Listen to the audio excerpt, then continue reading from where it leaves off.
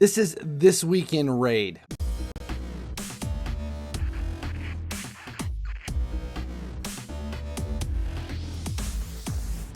Hey guys, finally he sleeps here, back again with another Raid Shadow Legends video. This is part one of this week's weekly video update. This is This Week in Raid. Make sure you subscribe here at YouTube. That way you never miss when any of these Raid Shadow Legends videos go live. This video is part of a three-part series. The other two parts are over other video games and other channels I have here on YouTube. So make sure you check them all out.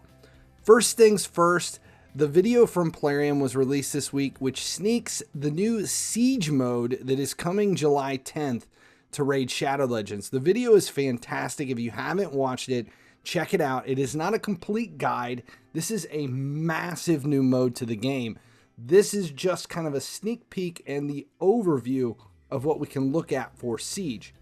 Basically what it is, it's a very similar component to City of Santranos, the Cursed City, but instead of Plarium rotating it with new nodes and places to go through with the city, it is a player versus player component, clan versus clan, and the teams that you battle in all of these nodes across the city are determined by the clan you're facing. You set up defenses and you control what the buildings do as you work your way through. This thing is huge. It could, in essence, be a completely new game in itself, but instead they are setting it up as a new component to Raid, making one of the most, let's see, advanced or depth-filled, complicated, most involved mobile games out there, even more so. I cannot wait for this to drop. It will drop, I think July 10th is the date, so we're looking at next week. Big with this new update. Part of the new Siege component is the champion that you're working towards by playing it each week, Authoritrix Lamassu. This is the champion that we're all trying to get.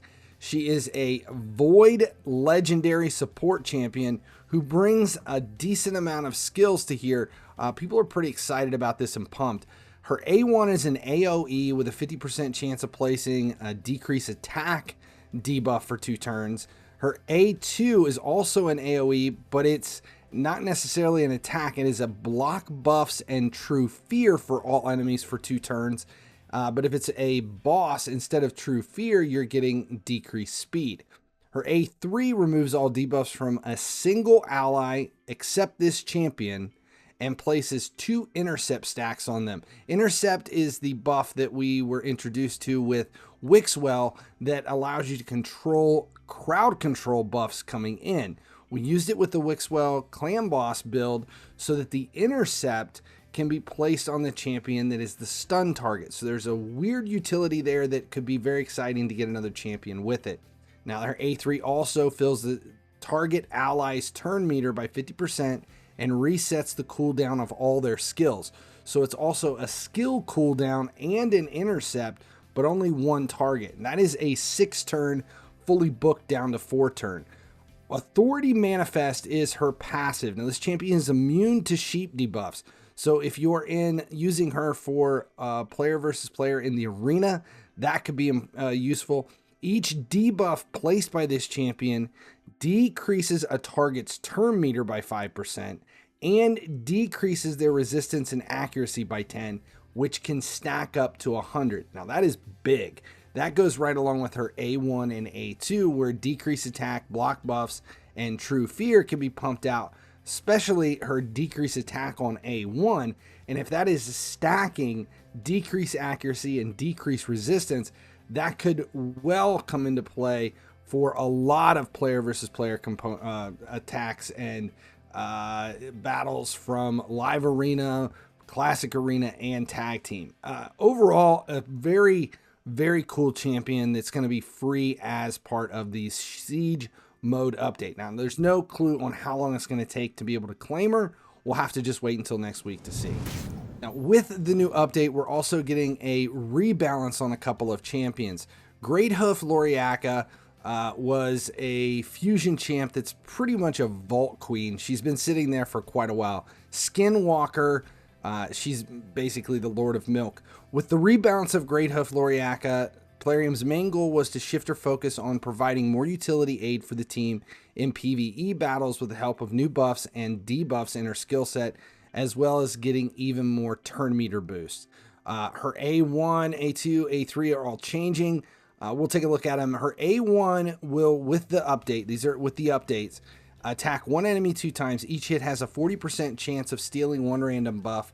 Fills this champion's turn meter by 10% for each buff stolen. Now the turn meter increase is the change. Now for her A2, she's going to have a decrease accuracy debuff added. So her A2 now is attacks all enemy, has a 75% chance of placing a 50% decrease resistance debuff, and now also a 50% decrease accuracy debuff for 2 turns, and then fills this champion's turn meter by 10% for each debuff placed by this skill. Her Dance of War places a block debuffs buff and a 50% increase accuracy buff on all allies for 2 turns, and also fills the turn meter of all allies for 20%. Now that's her A3, and that is the increased accuracy is the addition, the buffing of increased accuracy. Jingwan is the other champion. With the upcoming changes, Jingwan's role will shift from HP tank towards more of a supporting type of a champion. His reworked kit will grant Jingwan more control over his enemies, a chance to land a stun, an additional AoE attack that prolongs debuffs, a chance to remove all enemy buffs, and finally more useful debuffs in his arsenal. Jingwan's AI now additionally has a 50% chance, his A1 has a 50% chance to place a stun on the target enemy for 1 turn. So that is in addition to what he already does. And his A2 was transformed into an AoE attack, which extends the duration of all debuffs on all champions or all enemies by 1 turn, followed by a block active skills and block buffs debuff on all enemies for 2 turns. Now that is a big jump. His A3's first hit will now remove all buffs from all enemies, and the second hit will place a 50% decrease accuracy and a 25% decrease crit damage debuff for 2 turns. Moreover, a 25% strengthen buff will now be placed on all allies. That is his A3, which is an AoE, and it's a 2-time hit AoE. And its first hit has an 80% chance of removing all buffs from all enemies. That is huge. This rebalance is all going to go in effect next week, I'm assuming, as part of Clan Siege, where we're getting a Thoratrix Lamassu as well. Last thing, the Packmaster Shayak Fusion is running right now. This new champion has a lot of the community divided. I think from what I've read, there's probably 2/3 that are just ignoring the fusion. They're not impressed. It requires a bunch of hounds, and there's no real decent hounds in the game right now. He's not as exciting a fusion as we would have liked to have seen, but coming off of Wixwell last month, usually the next one's kind of not as exciting. You know, Wixwell was huge, and then we had not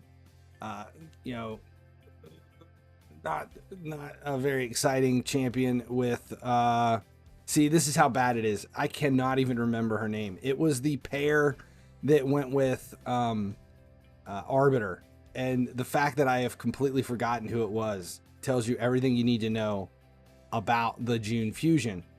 So we were kind of pumped to see something a little better, and this one kind of has everyone divided. But the thing that we're not taking into consideration is the way he is set up is it applies to all champions that are hounds, not necessarily the existing champions in the game, but the addition of new champions for future updates that will work with him because they fall into that dog category as well.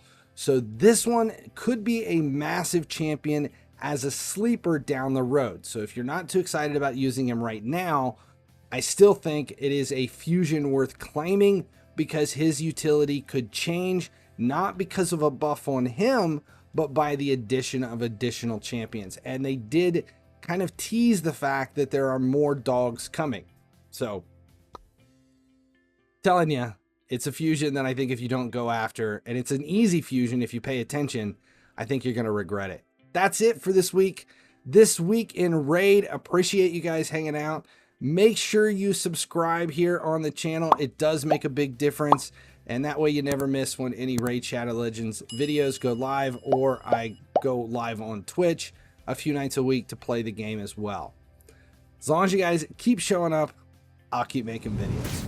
Thanks a lot for hanging out. Make sure you check out my other channels here on YouTube as well. We've got FC Mobile, Gearheads, which is my main channel on YouTube for all things car related, and then Cringeworthy there at the end, where we troll self-help videos on YouTube. It's just for some laughs.